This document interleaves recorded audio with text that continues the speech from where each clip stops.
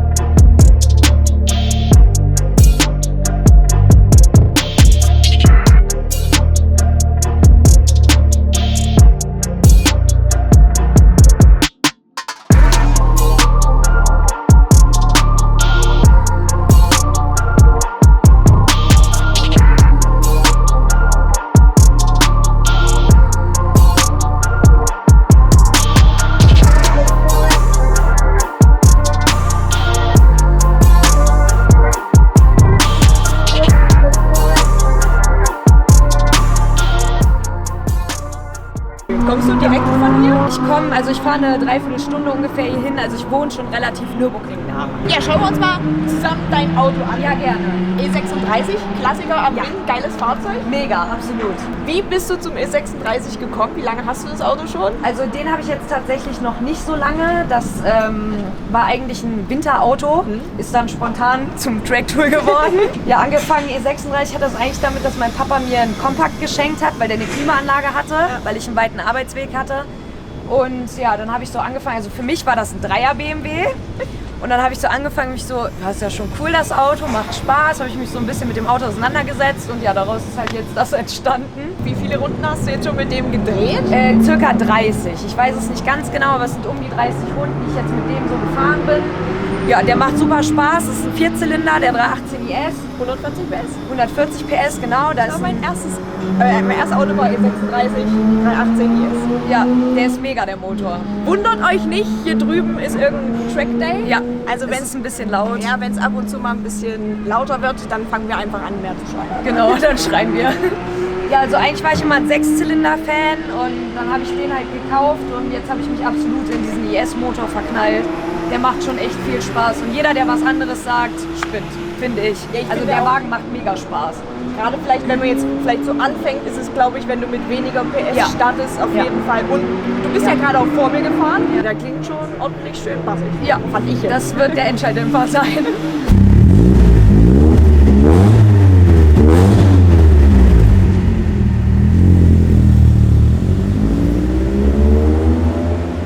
Was hast du alles am Auto denn verändert? Wie sah denn original aus? Und was hast du jetzt alles gemacht, dass es so dasteht, wie er dasteht? Weil du hast wahrscheinlich nicht so gekauft. Nee, so gekauft habe ich ihn nicht. Es war aber tatsächlich ein Tracktool-Projektanfang. Also der war vom Innenraum schon her leergeräumt. Gut, Teerpappen habe ich dann noch rausgeholt. Das war das Erste, was ich gemacht habe. Die Scheibentönung runter. Ja, ging gar nicht. Genau, Scheibentönung runter, Teerpappen raus. Und ja, dann habe ich angefangen. Sitze rein, Gurte rein. Ich hatte erst 2 Zoll Gurte. Können wir uns gleich mal angucken. Ich habe jetzt hier einmal die 3 Zoll Gurte drin mit den von OMP 4-Punkt. Mit den mit den schmalen 2 Zoll. Vorher war ich überhaupt nicht zufrieden. Da hing ich immer so, wenn man dann abends heimfährt, man ist ein bisschen kaputt, dann schneiden die Gurte ein. Das fand ich unangenehm. Ja, du bist ja auch nicht so groß. Du hast wahrscheinlich dann auch genau dasselbe Problem mit den Sitzen wie ich. Ja, das Problem habe ich. Das haben wir gelöst, indem wir einmal, also ich bin mit den originalen Sitzkonsolen nicht an die Pedalerie gekommen. Dadurch haben wir eine neue Grundplatte gebaut, die mich quasi 5 cm weiter vorbringt. Also dieses Auto können kleine Menschen fahren. Perfekt. Ja, dann die Sitze, die sind super schmal, also wirklich nichts für Leute, die schon ein bisschen mehr im Kreuz haben, hier oben. Für uns natürlich perfekt. Ja, dann hast du auch einen schönen Halt im Sitz. Genau. Bei den meisten Sitze, dann musst du wirklich Genau. immer gucken, weil der dann immer Ganz drin genau. rumfliegt. Also dafür sind die Sitze schon echt mega. Ich bin super und zufrieden gleich damit. Polsterauflage, dass du nicht so tief sitzt? Genau, also da muss ich mir jetzt noch was Professionelles überlegen. Das Problem ist, die Sitzkissen, die man von Sparco und Co. bekommt, die passen hier in diese Kuhle nicht rein. Ja. Deswegen habe ich mir da jetzt provisorisch was selber gebaut, einfach damit ich mit den Schultern auch wirklich hier sitze. Ja. Sonst sitze ich unterhalb. Und dann macht es keinen Sinn. Ja, dann habe ich einmal einen Coolerworks Pro Shifter verbaut, einen super kurzen Schaltweg. Der macht mega Spaß und der klickt immer so schön. Ich liebe das. Also richtig Rennsport-Feeling. Und du hast auch alles in die Mittelkonsole dann gelegt, beziehungsweise weil du Genau. wahrscheinlich Ich hab- die Mittelkonsole komplett weggebaut und Genau. alles nach oben gebaut. Ich finde es einfach so schön. Steht ich dir im Weg? Ich finde den Shifter einfach so schön, dass ich die Mittelkonsole weghaben wollte, damit der Shifter in diesem Gestell frei steht. Das Radio habe ich rausgeschmissen, braucht kein Mensch im Track-Tool. Da habe ich dann den Warnblinker, den E-Lüfter und die Fensterheber hingelegt. Verkleidet wird da jetzt noch einiges. Also der im Raum. silberne Hebel ist der E-Lüfter. Genau, das ist der E-Lüfter, der kleine Schalter da. Da kommen jetzt noch Verkleidungen vor, also es ist noch relativ neu, dass ich das alles rausgeschmissen habe. Ja, das verkleide ich jetzt noch schön. Mit was willst du es verkleiden? Auch ähnlich dann wie ABS, hier? genau, das sind die gleichen Platten wie die hier. Also das sind fertige von Labtec. Die sind mega von der Passform und also eigentlich nur vorbauen, anschrauben, fertig. War ich super zufrieden mit. Und das gleiche Material, das ABS-Kunststoff, habe ich mir jetzt noch einmal für die Mittelkonsole gekauft. Das schneide ich mir halt selber zu. Auch geil. Also machst du eigentlich auch so viel wie möglich am Auto selber oder du machst alles quasi Ich am mache Auto eigentlich selber? alles selber, ja. Geil. Also klar, mit Hilfe, ne? Also ich habe nach 2 Wochen den ersten Motorschaden gehabt. Oh. Das war natürlich nicht so schön und ja, dann haben wir einfach mal in 2 Tagen, neuen Motor rein. Perfekt. Ja, also ich mache schon echt alles selber an den Autos. Natürlich nicht alleine, aber ja, ich würde auch sagen, mit E36 kenne ich mich mittlerweile ziemlich gut aus. Ja, wenn man sich damit dann länger Ja, genau. beschäftigt. Das Ja. sind jetzt auch noch Autos, wo du wirklich viel selber machen kannst Ja. und wo es auch noch Spaß macht. Genau. Und nicht so viel. Elektrik und ja. Nee, bei den Autos macht das wirklich noch Bock. Ja. Da kommt jetzt das Luisi Mirage rein. Dafür werde ich auch noch das ABS-Steuergerät da hinten ausbauen und die Airbags rausholen, also sprich noch den Beifahrer-Airbag aus dem Handschuhfach.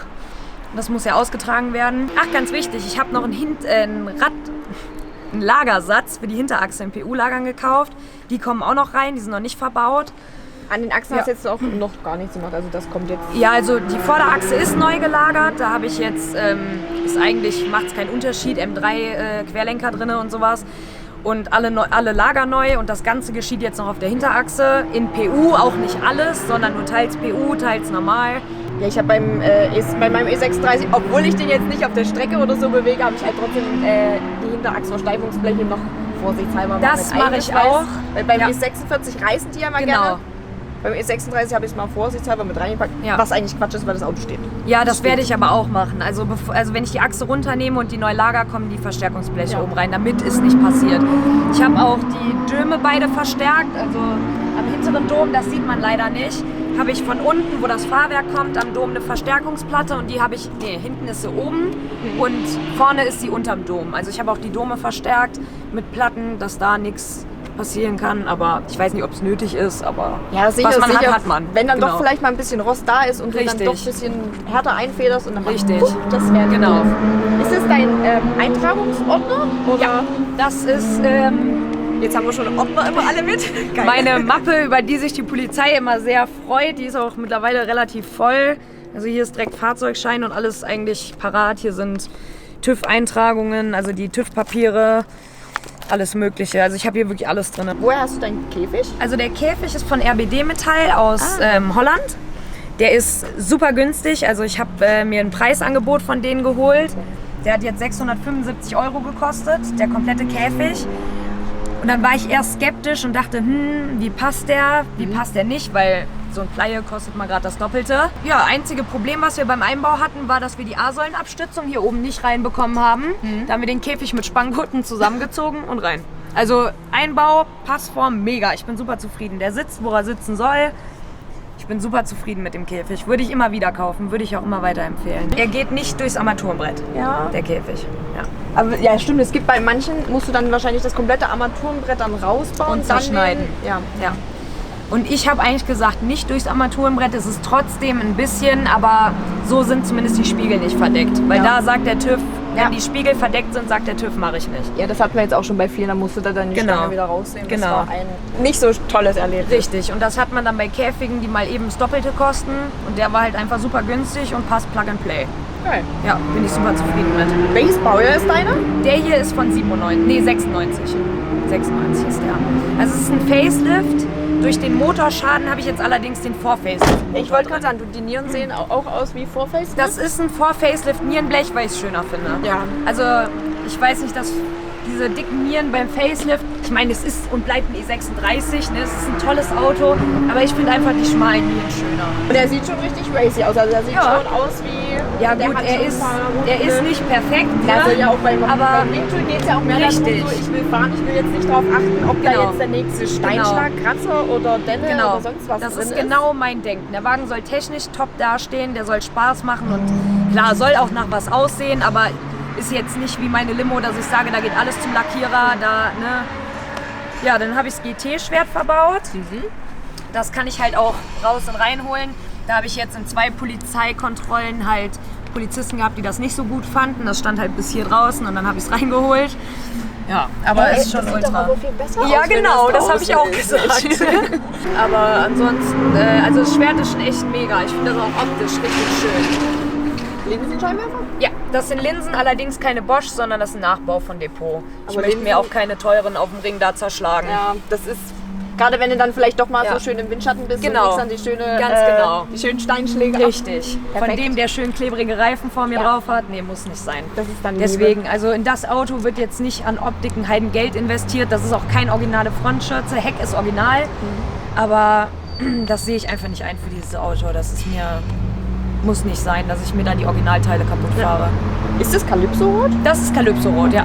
Ich liebe diese Farbe, ich sammle diese Farbe. Ich bin sowieso farbenbegeistert bei E36. Es gibt so viele geile Farben. Finde ich auch, ja. Das ist mega. Es war Zufall, dass jetzt das Coupé auch Calypso-Rot wurde, wie meine Limo. Und ja, ist eigentlich ganz geil. Finde ich schön, so eine kleine Calypso-Familie. Was fährst du so reifentechnisch? Also das hier sind jetzt die Federal 595 RSR.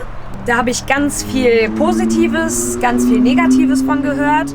Ich persönlich bin super zufrieden mit dem Reifen, also um die 20 Grad Außentemperatur ist optimal eigentlich für den Reifen. Aber also der Reifen ist mega. Viele haben mir davon abgeraten bei Regen. Ich finde es super. Klar, da kann man jetzt nicht so fahren wie bei trockener Fahrbahn. Aber ich finde die auch für Regen. Jetzt nicht? Nö, gar nicht. Also ich bin super zufrieden mit dem Reifen. Was bei denen schwierig ist, man muss extrem auf die Temperatur achten. Also man kann keine 3-4 Runden Nordschleife am Stück fahren, weil dann hat der Reifen zu viel Druck. Also man muss extrem auf den Reifenluftdruck achten. Hast du was im Motor? Motor? Wir können gerne mal aufmachen, also besonders jetzt nicht. Also ich habe da jetzt die Domstreben von Drift King drin. Also ist jetzt kein besonders schöner Motorraum. Ich hatte mal überlegt, die Ansaugbrücke und den Ventildeckel mal schwarz zu lackieren, aber das hat sich bis jetzt halt noch nicht ergeben.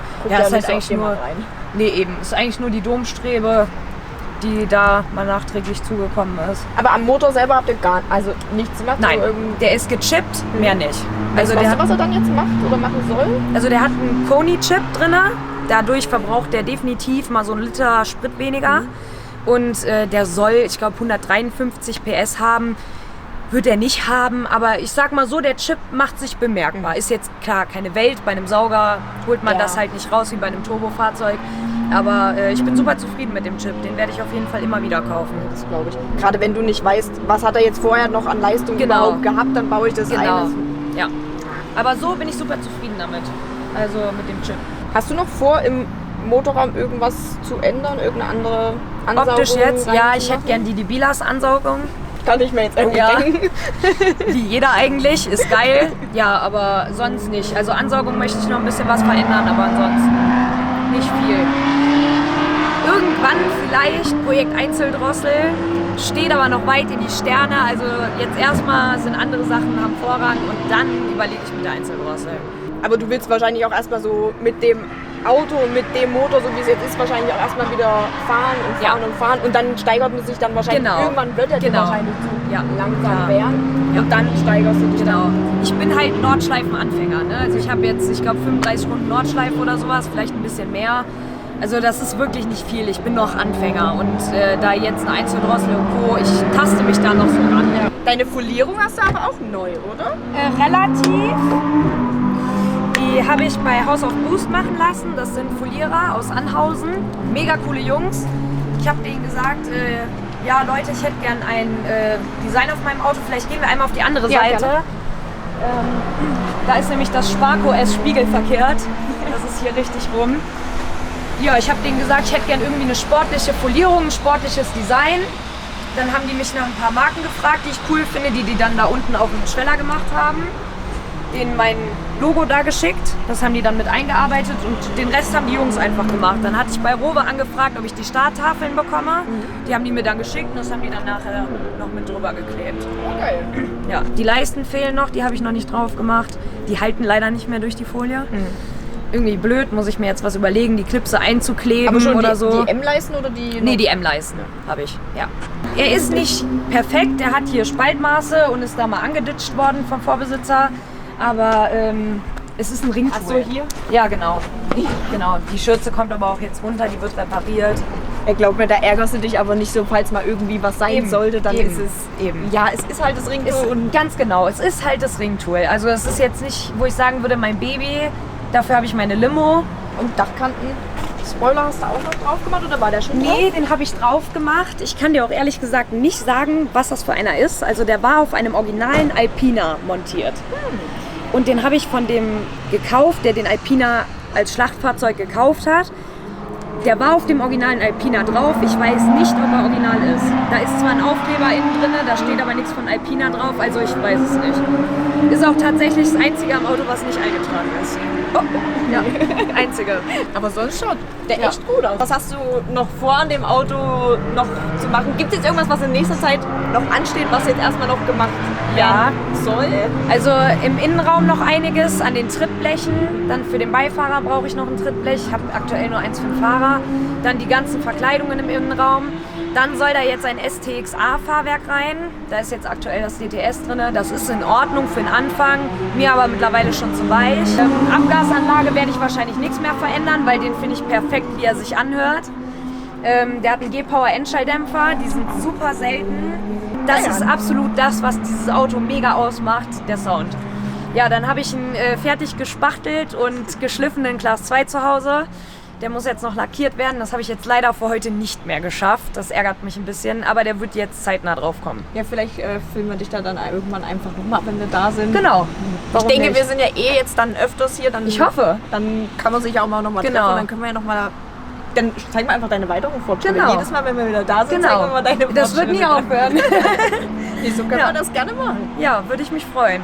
Ja, cool. Vielen lieben Dank, dass du mal uns dein Projekt vorgestellt hast. Ich hoffe, wir sehen uns nochmal. Wir kommen ja nächstes Wochenende wieder. Ja, ich hoffe, euch hat das Video gefallen. Falls ihr noch irgendwelche Fragen zur Kimi habt, ich kann euch mal Instagram-Profil und alles unten in die Infobox packen. Ansonsten, wenn ihr trotzdem Fragen habt, könnt ihr es wahrscheinlich auch unten in die Kommentare schreiben. Ja, klar. Oder dir schreiben. Mir schreiben, ja. Ja, und dann, vielen Dank. Ja, gerne. Hat Spaß gemacht mit dir. Gerne wieder. Ich würde mich freuen, wenn wir dann vielleicht irgendwann mal schaffen, zusammen noch eine Runde auf der Nordschleife Gerne, zu das drehen. machen wir auf jeden Fall. Versprochen. Ja, und dann würde ich mich an der Stelle schon von dir verabschieden. Ja. Wie gesagt, wir sehen uns wieder im nächsten Video. Lasst auf jeden Fall einen Daumen da und macht's gut. Ciao.